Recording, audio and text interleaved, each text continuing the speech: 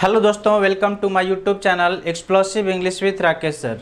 दोस्तों आइए आज मैं आपको नेक्स्ट पार्ट में ले चलता हूं वॉइस का, और जिसमें कि हम लोग देख रहे थे पिछले पार्ट में एक्सेप्शंस पढ़ना शुरू कर देते थे, जिसमें मैं बताया था कि एक्सेप्शंस के 4 रूल मैं बताने वाला हूं। दोस्तों आपको कितने रूल बताने वाला हूं?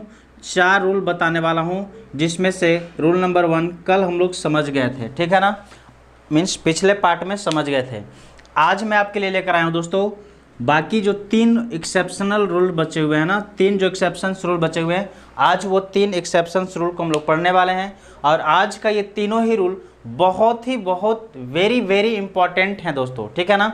आज का ये जो 3 एक्सेप्शन वाला रूल पढ़ने वाले हैं वो बहुत ज़्यादा इंपॉर्टेंट हैं, इसलिए आप वीडियो को बिल्कुल भी मिस न करेंगे, स्किप न करेंगे, ठीक है ना। आप पूरी वीडियो को आखिरी तक देखेंगे। मेरा आपसे एक रिक्वेस्ट है, आप इस वीडियो को आखिरी तक देखें ताकि आप बहुत ही इम्पॉर्टेंट कंसेप्ट को समझ सकें और जान सकें, ठीक है ना। आइए आज का हमारा जो ये टॉपिक एक्सेप्शन का नंबर 2 यानी एक्सेप्शन नंबर 2 का जो रूल है वह क्या है।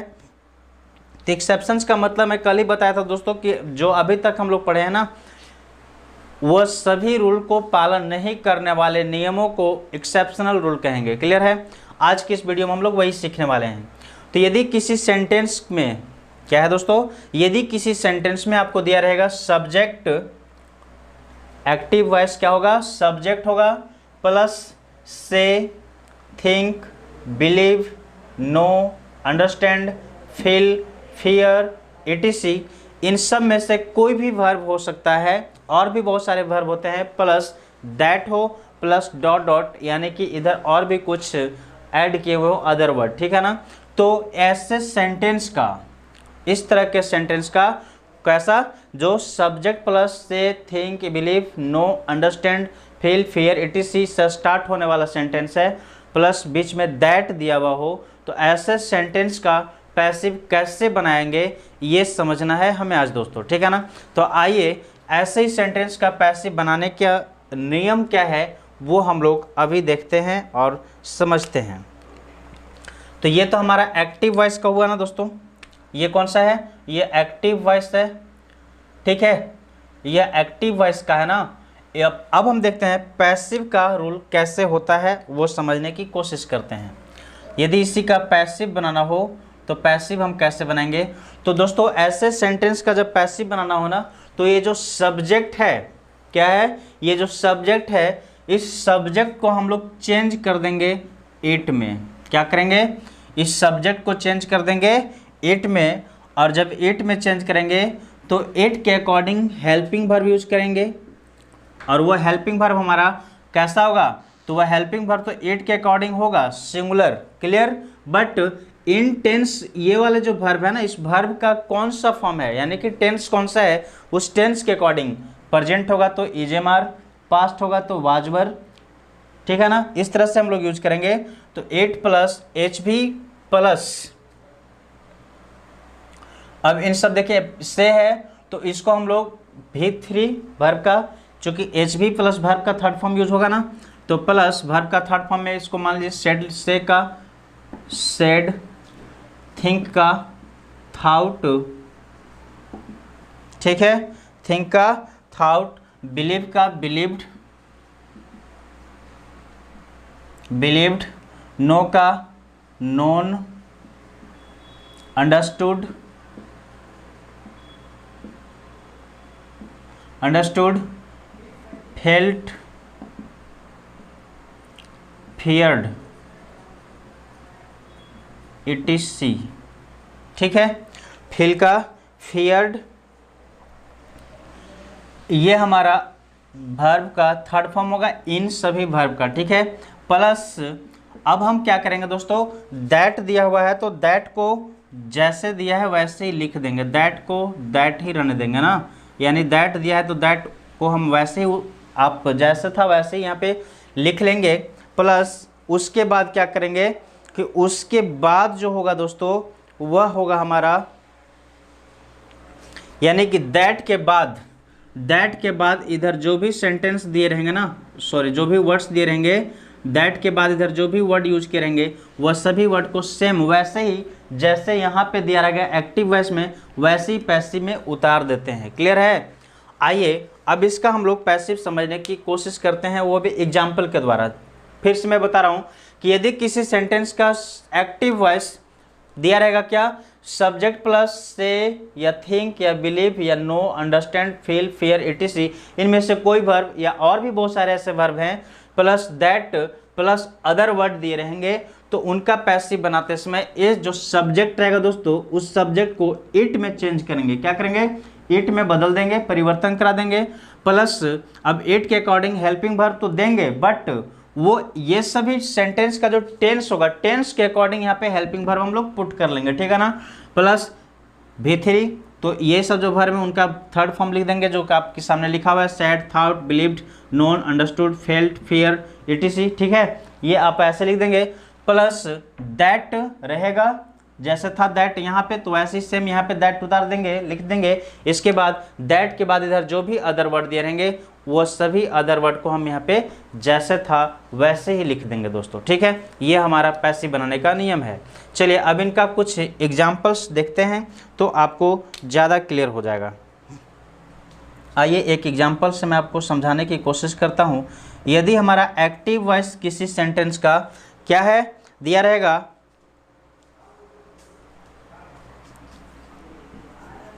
People say that Apple is good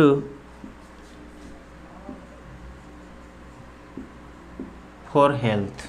क्या लिखा हुआ है दोस्तों?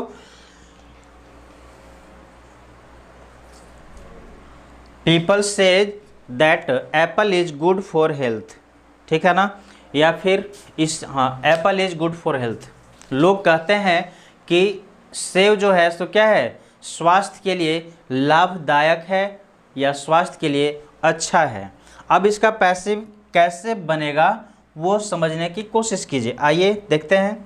तो इसका जब पैसिव बनाना हो दोस्तों तो वह हम लोग करेंगे क्या कि यहाँ पे जो पीपल है ना, सब्जेक्ट, इसमें तो सब्जेक्ट पीपल है। अब इस सब्जेक्ट को हम लोग इट में चेंज कर देंगे। क्या करेंगे?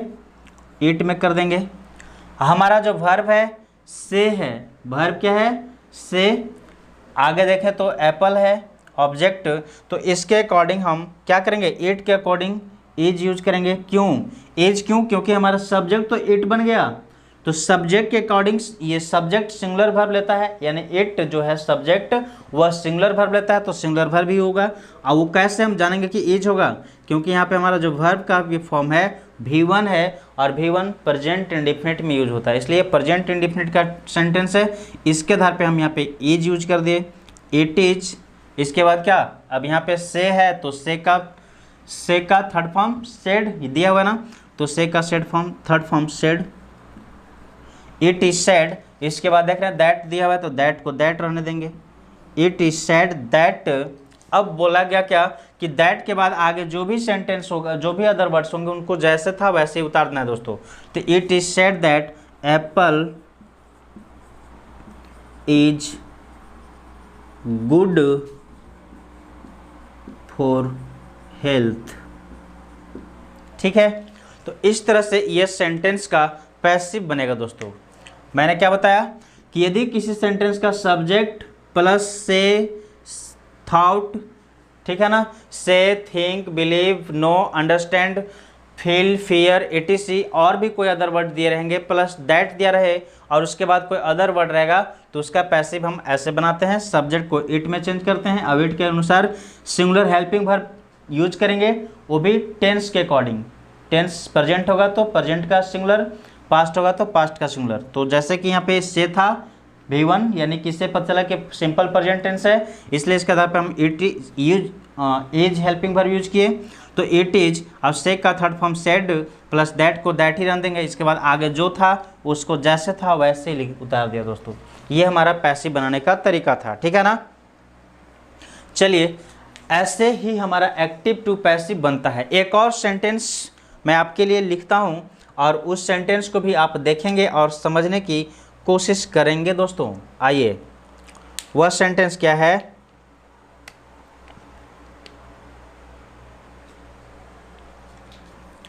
Active voice. They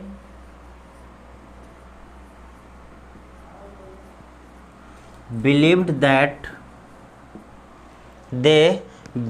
that the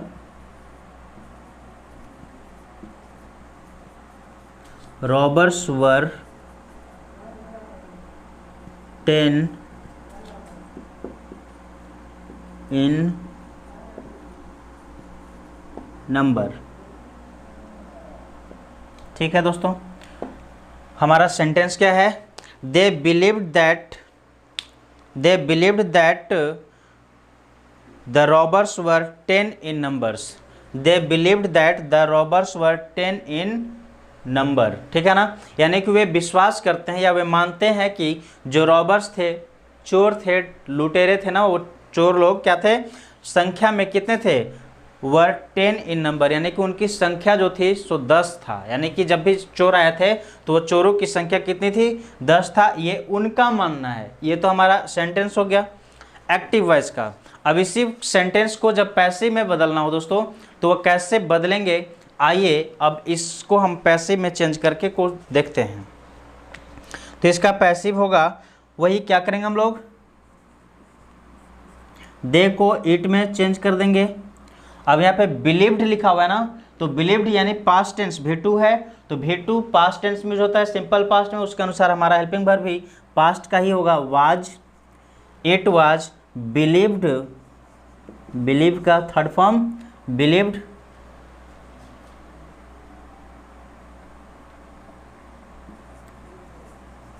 it was believed that the robbers were 10 in number। ठीक है, it was believed that the robbers were 10 in number. ऐसा विश्वास किया जाता है कि जो रॉबर्स थे वो कितने थे? नंबर में, संख्या में 10 थे दोस्तों। ठीक है, चलिए तो इस तरह से ये हमारा exception number 2, exception number second, exception number 2 का ये रूल था दोस्तों। इसे आप एक बार ध्यान से देखेंगे, फिर हम बढ़ते हैं अगले रूल की ओर।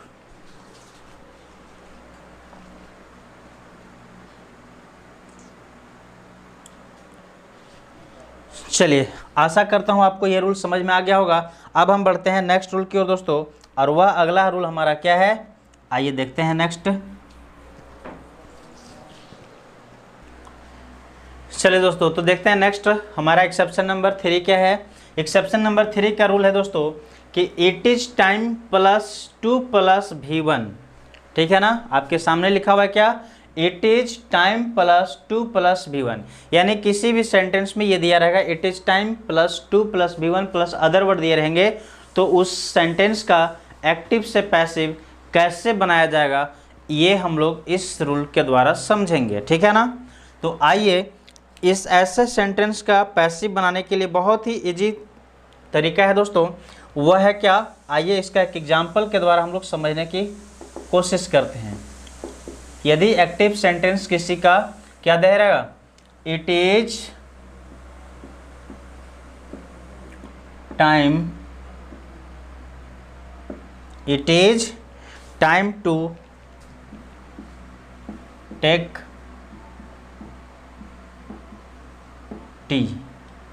It is time to take tea. ठीक है दोस्तों, अब आप कहेंगे कि ये कैसे पता चलेगा कि ये एक्सेप्शन पर है या एक्सेप्शनल रूल वाला है या नहीं है? तो उसको पता ऐसे कर सकते हैं दोस्तों कि इसका शुरुआत की चीज़ को हम लोग देखेंगे, इट इज टाइम है कि नहीं, तो इट इज टाइम है। यहाँ भी इट इज टाइम था तो यहाँ भी इट इज टाइम है, कोई प्रॉब्लम नहीं।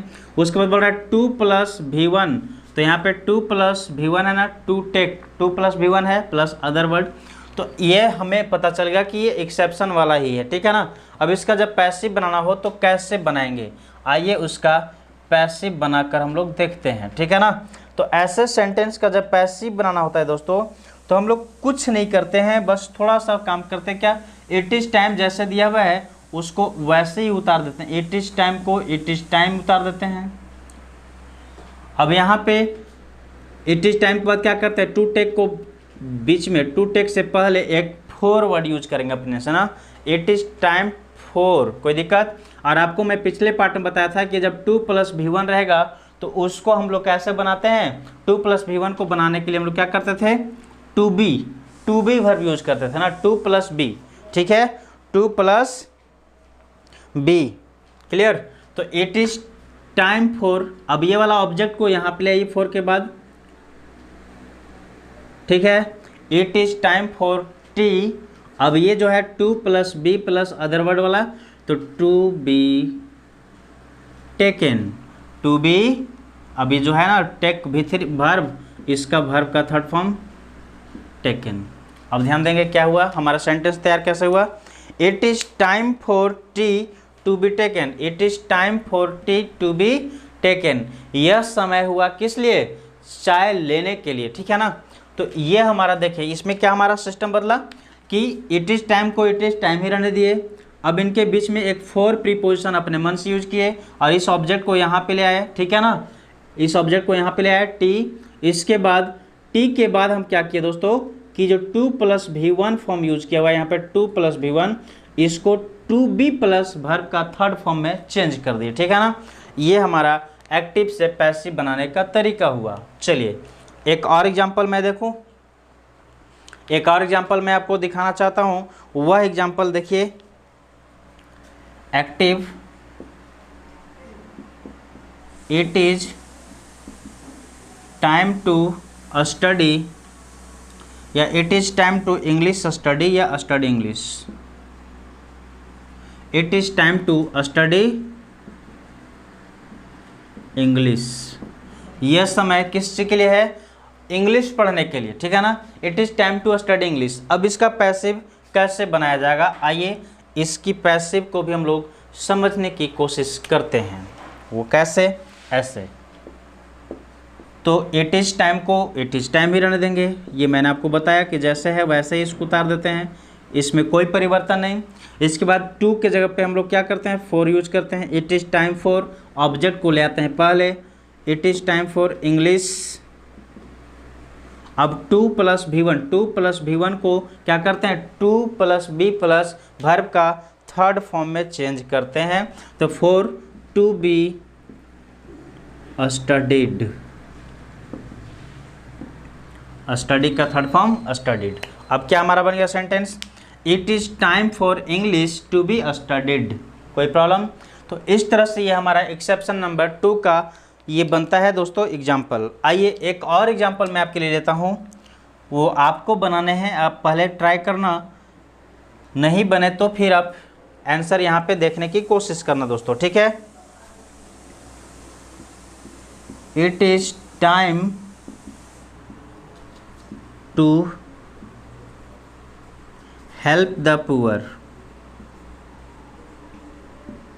It is time to help the poor. अब इसका कैसे बनाएंगे दोस्तों, आइए वो भी समझने की कोशिश करते हैं। तो आप लोग यदि अपने से बनाने की कोशिश करना, अगर बन जाता है तो सही है, नहीं बने तो आप आंसर देख लेना, मिला लेना कैसे है। तो इसका आंसर होगा दोस्तों, यानी पैसिव में चेंज इस तरह से किया जाएगा, क्या इट इज़ टाइम को इट इज़ टाइम ही रहने देना है, ये तो आप लोगों को बहुत अच्छे से समझ में आ गया होगा। इट इज़ टाइम, अब यहाँ पे बीच में फॉर प्रीपोजिशन यूज करना है, ऑब्जेक्ट को ले आना है पहले, फॉर द पुअर, ठीक है, it is time for the poor. अब 2 + हेल्प यानी 2 + V1 को टू बी फॉर्म में यूज करना है, to be helped, it is time for the poor to be helped, ठीक है ना। यह समय हुआ गरीबों की मदद करने के लिए, क्लियर है। तो इस तरह से ये हमारा एक्सेप्शन नंबर 3 था दोस्तों, जो आप लोग को मैंने समझाने की कोशिश किया। आशा करता हूँ आप सभी को ये वीडियो बहुत अच्छा लग रहा होगा, आप सबको एक कंसेप्ट समझ में आ रहा होगा। यदि वीडियो अच्छा लग रहा हो दोस्तों तो आप लाइक भी करेंगे, शेयर भी करेंगे तथा कमेंट करना बिल्कुल नहीं भूलेंगे, क्योंकि आपका एक कमेंट, एक लाइक और एक शेयर मुझे एनर्जी प्रोवाइड करता है और जिसके कारण मैं एक अच्छे से अच्छे कंसेप्ट, अच्छे से अच्छे कंटेंट आपके तक लाने की कोशिश करता हूं दोस्तों, ठीक है ना। तो आप इस वीडियो को पूरे ध्यान से देखना और समझने की कोशिश करना। एक बार फिर से आप इन्हें ध्यान से देखिए, फिर हम बढ़ते हैं नेक्स्ट अगले रूल की ओर, अगले एक्सेप्शन नंबर 4 की ओर। और हाँ, यदि अभी तक आप मेरे YouTube चैनल को सब्सक्राइब नहीं किए तो प्लीज़ आप मेरे YouTube चैनल को सब्सक्राइब करेंगे और बेल आइकन को भी प्रेस करेंगे ताकि आप हमारे YouTube चैनल पे आने वाले हर एक वीडियो का नोटिफिकेशन सबसे पहले प्राप्त कर सके दोस्तों, ठीक है। आप एक बार इन्हें ध्यान से देखिए, फिर बढ़ते हैं नेक्स्ट की ओर।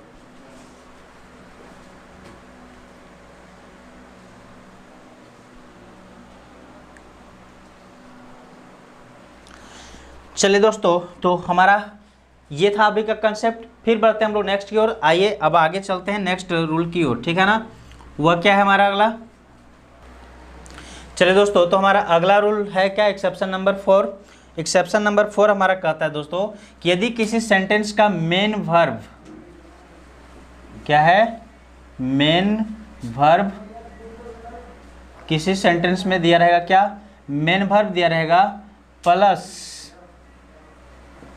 एडजेक्टिव दिया रहेगा। क्या दिया रहेगा? मेन वर्ब प्लस एडजेक्टिव दिए रहेंगे दोस्तों, तो हम उसका पैसिव कैसे बनाएंगे ये चीज़ हम लोग समझते हैं। यानी कि क्या, एडजेक्टिव के मेन वर्ब के बाद तुरंत यदि एडजेक्टिव दिया रहे तो उसका पैसिव कैसे बनाया जाएगा, यही चीज़ हम लोग अभी की इस कंसेप्ट में सीखने वाले हैं, ठीक है। चलिए, तो इसका हमारा क्या है main verb plus adjective. Main verb plus adjective दिया हो तो कैसे उसका एक्टिव से पैसिव बनाया जाएगा, आइए हम उसे समझने की कोशिश करते हैं। तो हमारा पहला सेंटेंस है दोस्तों, एग्जाम्पल देखिए। एग्जाम्पल नंबर 1 है, क्या पहला सेंटेंस बोलता है कि this rose smells sweet. This rose smells sweet.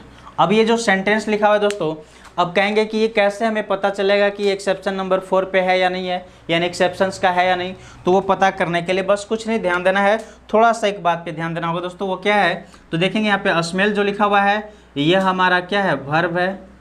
Verb का फर्स्ट फॉर्म यानी मेन वर्ब हो गया, ठीक है ना। यही हमारा एम भी है, क्या है ये, एम भी हो गया मेन वर्ब। और यहाँ पे बोल रहा है स्वीट मतलब मीठा मधुर, ठीक है ना। तो ये हमारा एडजेक्टिव हो गया दोस्तों। क्या हो गया ये, एडजेक्टिव। तो एम भी प्लस एडजेक्टिव है ना। जब किसी सेंटेंस में आपको एक साथ एम भी प्लस एडजेक्टिव मिले तो उसको समझ आना कि ये एक्सेप्शन का है रूल, ठीक है ना। तो एम भी प्लस एडजेक्टिव है। अब इसका पैसिव कैसे बनेगा, तो आइए हम उसका पैसिव बनाना देखते हैं। तो पैसिव बनाने के लिए दोस्तों हम लोग क्या करेंगे, बहुत ही अच्छा कंसेप्ट है जो हम लोग यूज करेंगे।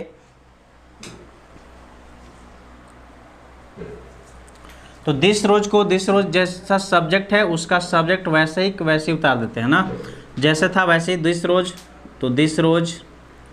अब यहाँ पे क्या है दोस्तों कि ये टेंस के अकॉर्डिंग हेल्पिंग वर्ब यूज करेंगे, तो दिस रोज इज, ठीक है, दिस रोज इज। इसके बाद हम अपने तरफ से वेन यूज करना है दोस्तों, दिस रोज इज वेन, ठीक है। Sorry, this rose is when नहीं, वेन से पहले एडजेक्टिव यूज करेंगे ना, थोड़ा सा मिस्टेक। हाँ, दिस रोज इज प्लस मतलब क्या, जो था सब्जेक्ट तो सब्जेक्ट उतार देना है, प्लस हेल्पिंग वर्ब टेंस के अकॉर्डिंग यूज कर लेंगे और प्लस सब्जेक्ट के अकॉर्डिंग कर लिए इज, प्लस एडजेक्टिव को यहाँ पे लाना है दिस। हाँ, हो गया क्या, दिस रोज इज स्वीट। इसके बाद हम वेन यूज करेंगे, this rose is sweet when. अब जब वेन का यूज करते हैं दोस्तों तो यहाँ पे देखेंगे हम लोगों ने क्या यूज किया अभी तक, क्या किया, तो हम लोगों ने ये करने की कोशिश किया कि सब्जेक्ट दिस रोज ये हमारा सब्जेक्ट हो गया, प्लस एच भी हो गया, इज एच भी, प्लस ये हो गया एडजेक्टिव, ठीक है ना, प्लस ये हो गया वेन, वेन हो गया। अब इसके बाद हम जो है सो इसको दो तरीके से बना सकते हैं दोस्तों। कैसे कैसे, वह दो तरीका क्या है, तो एक तो हम लिख सकते हैं वर्ब का थर्ड फॉर्म, व्हेन के बाद क्या लिख सकते हैं, डायरेक्टली वर्ब का थर्ड फॉर्म लिख सकते हैं, या फिर दूसरा इसी को बना सकते हैं दोस्तों क्या, कि pronoun plus HV plus verb का थर्ड फॉर्म। ठीक है ना, ये दो तरीके से हम लोग इसको बना सकते हैं। क्लियर है।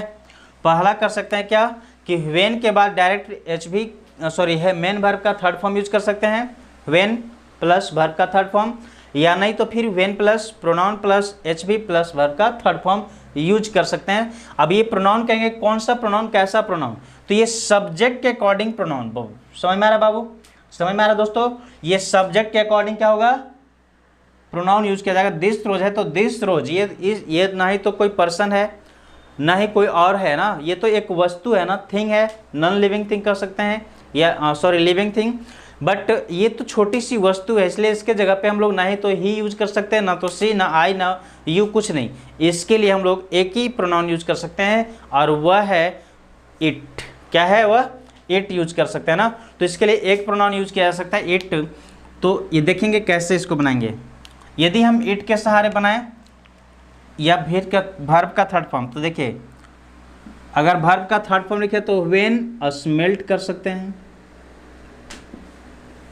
ठीक है, क्या हो गया, when smelt, this rose is sweet when smelt. Clear है। और अगर इसी को हम इस प्रोनाउन के आधार पे बनाना चाहे दोस्तों, तो कैसे बनाएंगे, व्हेन इट इज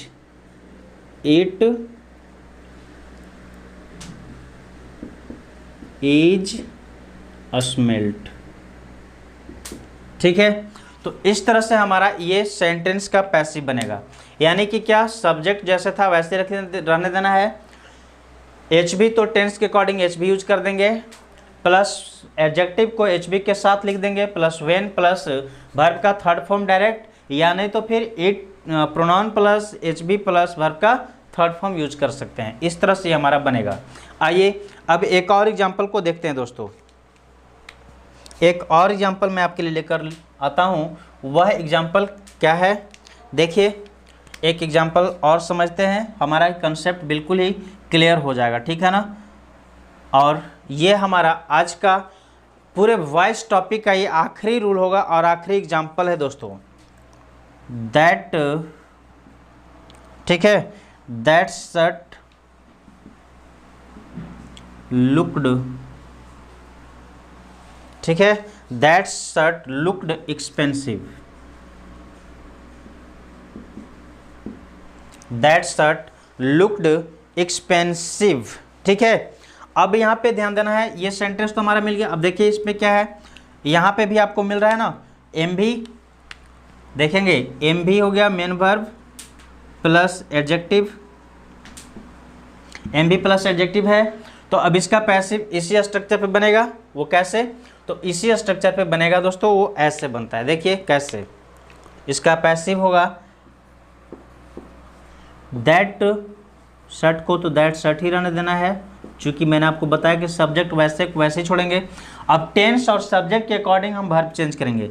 तो दैट शर्ट बोल रहा है, यानी सिंगुलर शर्ट है, और ये वर्ब का V2 फॉर्म है, यानी पास्ट को शो करे, इसलिए यहाँ पे वाज यूज करेंगे ना।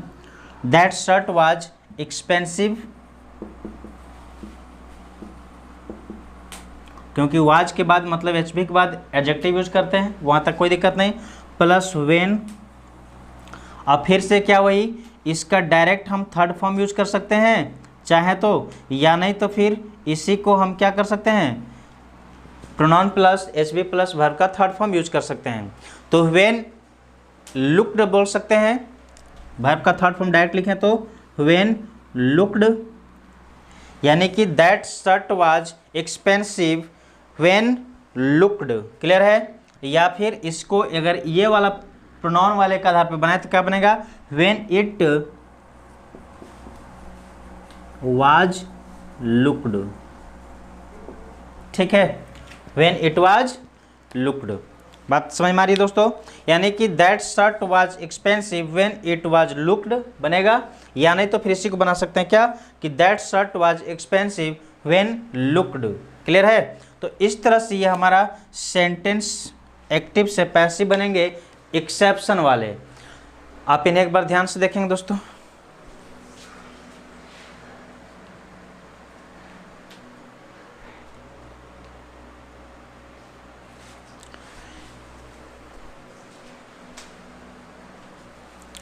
चलिए दोस्तों, तो आज की इस वीडियो को मैं यहीं पर स्टॉप करता हूं। हमारा ये वॉइस टॉपिक आज पूरी कंप्लीट रूप से ख़त्म हुआ।